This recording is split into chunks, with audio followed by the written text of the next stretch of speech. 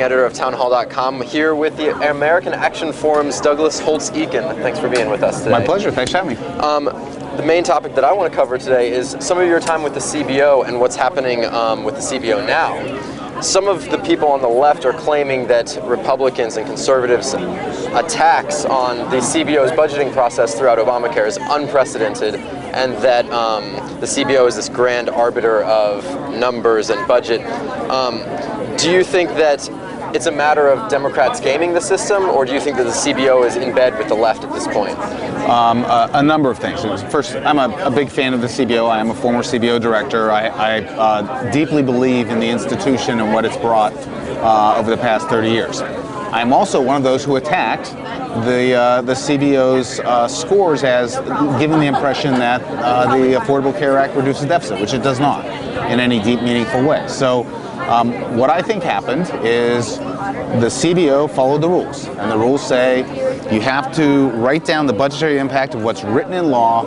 You're not allowed to speculate about what a future Congress will do, and you're not allowed to say something's a good or bad idea. Those are the rules by which CBO operates. And with those rules, Congress can game a CBO. And Democrats wrote this law so the CBO had no choice but to say what they said. I got gamed when I was the CBO director. It comes with the territory. And so the way I think of it is, we don't have a CBO problem, we have a Congress problem. If you've got a CBO that wants to give you honest advice, ask it an honest question, you'll get honest advice. Ask it a slanted question.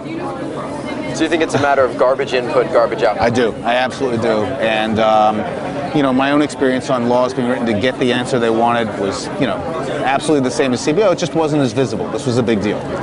Can you share a little of those stories of maybe a little being frustrated with some of the legislators asking you to score certain things? Oh, well, certainly it was standard practice that, they'd say, well, take the prescription drug bill. It was supposed to be $400 billion. That was what they decided. And of course, it comes in at 410. And the next thing you know, they're changing a payment date in Medicare and moving it from this fiscal year to next fiscal year. So slide it by 2 days, and so magically the money goes away. Hey, it's all games. Right, it's all games. You mentioned that you don't think that Obamacare is fiscally responsible in general. It's not. The CBO differed. They claim that it will reduce the budget deficit. Do you think that that's a matter of the wisdom of Obamacare in general, or certain provisions that maybe need to be addressed? It's a tribute to the fact that they were asked a question about the first 10 years. And, in those 10 years, you have backloaded spending, front-loaded revenue, and so it adds up, but over longer periods it won't. It has pure budget gimmicks like collecting $70 billion in, quote, revenues for the Class Act and ignoring all the spending that comes after the first 10 years.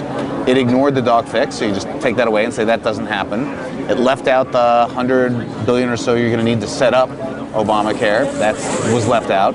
So if you leave out enough, play budget games with the timing of the rest, you can make it look like it adds up for a while. But that doesn't mean it's really true. Now, we just came from a panel on entitlement reform, and one of the major provisions of Obamacare is cutting Medicaid. Do you have any opinion on the Obamacare-specific Medicaid cuts? Or, sorry, yes. Medicare, not Medicaid. Medicare cuts. Medicare cuts. First, it should be received wisdom by every American, regardless of political party, that we will spend less on Medicare in the future than we're currently planning to. We can't continue these entitlement programs. They're broken.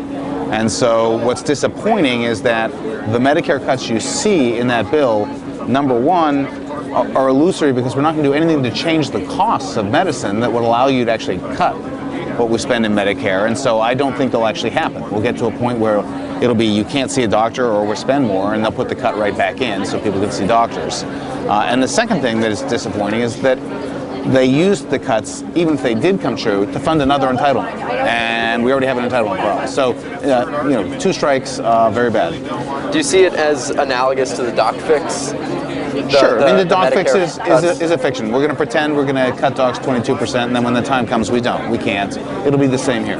Okay, yeah. The CBO, their alternative fiscal scenario, they predicted that the Medicare cuts in Obamacare weren't going to come true, and it's just going to be a new entitlement program. Right. The CBO has seen this coming. The administration's own actuary, Richard Foster, said very clearly, look, hospitals are going to go broke, doctors are going to leave business, Medicare beneficiaries aren't going to be seen, it'll never happen.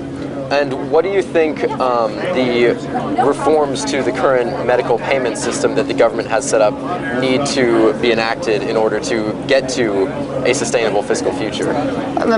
We should get rid of fee-for-service medicine. I mean, we pay doctors to do things to people, not to have them be well, and we pay them more the more they do things to people, and without great surprise, they do a lot of things to a lot of people. One of the real bad mistakes in this bill is the cuts to Medicare Advantage, which is a coordinated care program for seniors where you use dollars as an incentive to manage healthcare costs in an intelligent fashion and get decent outcomes. We need more of that, not less, and we need fee-for-service Medicare to go away. What do you think that elected Republicans have to contribute to this conversation? I think they have an obligation to provide some specific plans for past repeal of Obamacare. What do you do with Medicare? What do you do with Medicaid? What do you do with Social Security? What is the future of the spending side of the budget, which ultimately is driving debt ever higher and threatening our economy? I mean, that's an obligation as a public figure that I think everyone should step up and meet. Conventional wisdom in the Republican Party for a long time was a starve the beast system of government, where they claimed that if you cut taxes, the government would have no choice but to cut spending. Do you see that as viable now or in the future? No. I never believed that. I think Republicans spent far too much time talking about taxes and not enough about spending. Once you spend the money, you're going to pay for it one way or another. Either borrow and tax later or tax now. And so spending's the key, and controlling spending is at the heart of being a genuine fiscal conservative. So starve the beast didn't work in my view. Our beast is very large, in case you just checked. And if we try to starve the beast, it may turn out that we'll just get international financial pressures and credit rating problems, and those aren't pro-growth strategies. What kind of a weight do you give to Ben Bernanke's recent statement that raising the debt ceiling is the biggest threat to our fiscal health in the immediate future? Oh, I think that's a bit of an exaggeration. I mean, I understand that you don't want to really, rattle international capital markets. They're pretty shaky right now. The U.S. is not immune from the kinds of things we've seen go on in Ireland, Portugal, Greece. Maybe once we were, but we're not at the moment. So I understand the nervousness about that. But the threat to our fiscal future is how much we're spending. It's not the debt limit, which is a sort of legacy of our past spending. Our threat is what's going to go on in the future. We've got to get it under control. All right, thanks very much for being with us. Douglas Holtz-Eakin of the American Action Forum.